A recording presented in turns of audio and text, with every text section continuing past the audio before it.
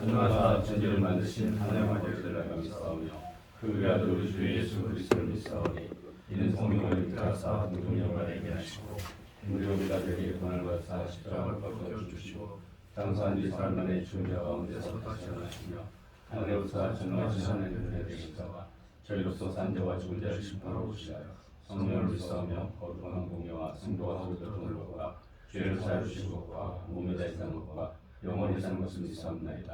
아멘. 말씀 사무엘하 1장 19절에서 27절입니다. 사무엘하 1장 19절에서 27절 제가 한 절 읽고 교독하겠습니다. 이스라엘아 내 영광이 산 위에서 죽임을 당하였도다. 오호라 두 용사가 엎드러졌도다. 이들을 바다에도 알리지 말며 아스불론 거리에도 전파하지 말지어다. 그 사람들의 딸들이 즐거워할까 할례받지 못한 자의 딸들이 괴가를 불러야하리로다.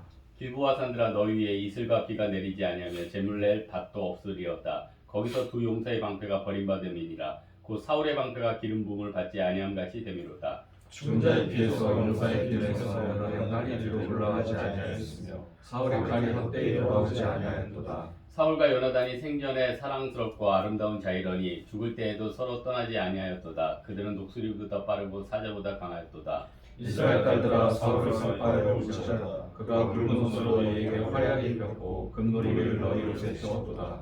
오라 두 용사가 전쟁 중에 엎드려졌도다. 요나단이 내 산 위에서 죽임을 당하였도다. 내 영광을 내가 그대를 통하면 그대는 내게 신양하라.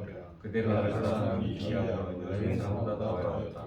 같이 읽겠습니다. 오라 두 용사가 엎드려졌으며 싸움 무게가 망하였도다 하였다. 아멘. 예, 슬픔 하나에 깨달음 하나라는 제목으로 말씀드린 거 하겠습니다. 다윗은 큰 슬픔을 딛고 이제 유다 지파의 왕이 되고 이제 7년 후에 이스라엘 전체의 왕이 돼서 하나님의 나라를 확장을 해나갑니다.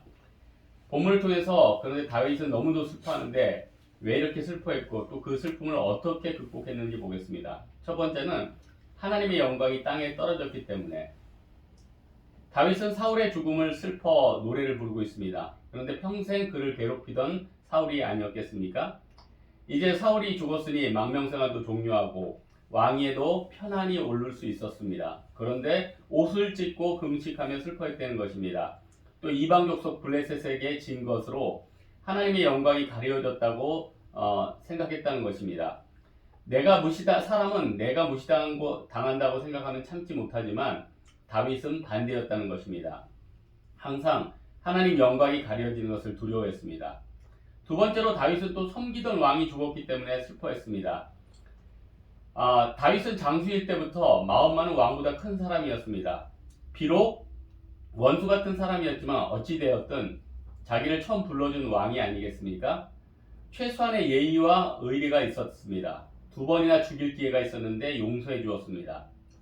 어떤 사람과의 관계의 깊이를 잴 수 있는 척도가 하나 있습니다. 내 힘이 사라지고 이익이 끊어졌을 때 나를 어떻게 대하느냐를 보고 상대를 알 수가 있습니다.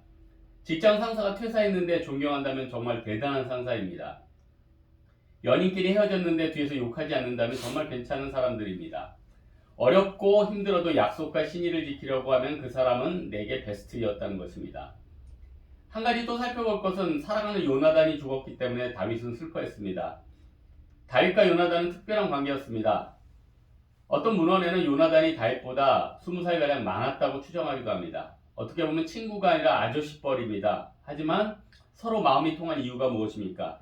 같은 신앙 안에서 통했기 때문에 그들은 하나님을 묶여 있었다는 것입니다. 그런 요나단, 세상에 하나뿐이 없는 마음을 터놓을 수 있는 친구가 죽었기 때문에 다윗은 그렇게 안타까워했다는 것입니다. 당신에게는 진짜 세상 사람이 다 버려도 나를 떠나지 않을 그런 요나단 같은 친구가 있을까요? 그런 친구가 아마 3명만 있어도 그 사람 성공한 사람일 것입니다. 웃을 때에도 마음에 슬픔이 있고 즐거움의 끝에도 근심이 있다고 잠언 14장 13절에는 얘기합니다. 사람 마음이 다 이렇습니다. 돈 많은 사람은 질병으로 고생하고 몸이 튼튼한 사람은 짝이 없어서 외로워하고 직장이 좋은 사람은 가정 문제가 어려워 힘들어집니다. 하지만 하나님이 우리에게 허락하신 슬픔 뒤에는 생각지 못한 기쁨이 기다립니다. 깨달음이 있다는 것입니다. 이것을 통해서 우리는 세상을 제대로 보는 눈을 가질 수 있다는 것입니다. 이런 인생 살기를 주님의 이름으로 축원합니다. 주기도문으로 예배 마치도록 하겠습니다.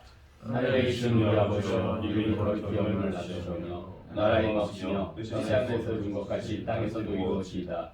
오늘날 우리에게 일용할 양식을 주옵시고 우리가 우리에게 죄 지은 자를 사하여 준 것 같이 우리 죄를 사하여 주옵시고 우리를 시험에 들게 하지 마옵시고 다만 악에서 구하옵소서. 대가 나라와 권세와 영광이 아버지의 영원히 있사옵나이다. 아멘.